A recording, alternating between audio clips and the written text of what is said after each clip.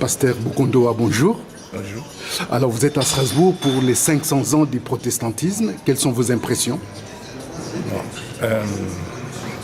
Il y a beaucoup à apprendre. 500 ans, c'est beaucoup, mais c'est beaucoup pour le Congo. Je suis là, c'est comme si on commençait aujourd'hui le protestantisme au Congo, parce que nous avons beaucoup régressé au Congo.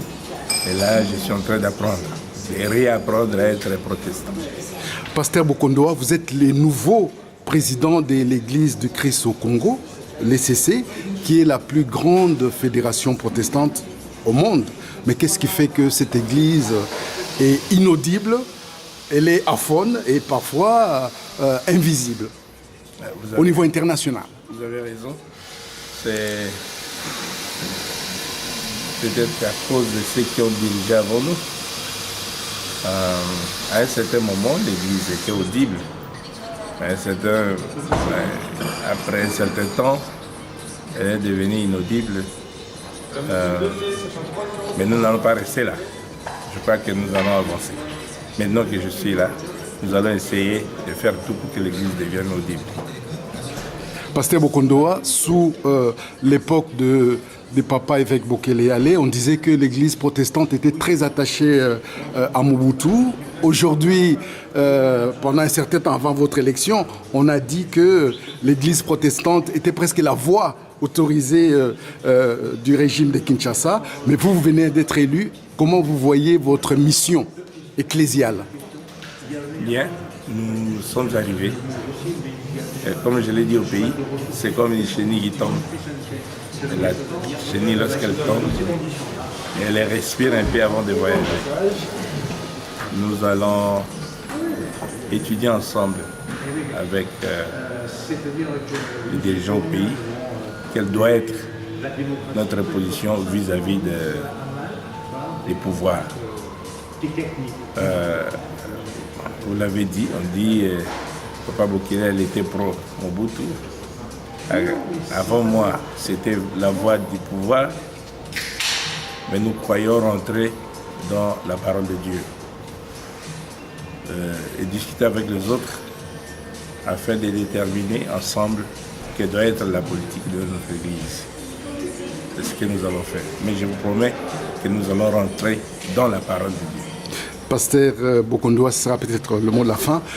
Comment est-ce que vous considérez votre mission prophétique pour l'Église du Christ au Congo aujourd'hui?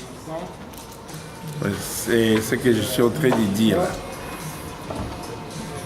Je crois que l'Église doit avoir la parole de Dieu.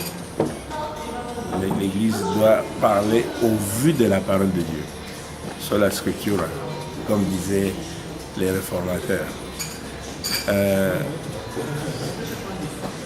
Je suis en train d'étudier, parce que vous avez dit, on a accusé Papa Bokele d'être pro-Mobutu, on a accusé ceux qui m'ont précédé d'être la parole du pouvoir, mais nous voulons rentrer dans la Bible pour parler au nom du peuple. Je crains que je n'aie pas beaucoup à dire maintenant, parce qu'il faudrait que je réunisse les têtes pensantes de l'Église afin de déterminer ensemble quelle doit être la philosophie de l'Église.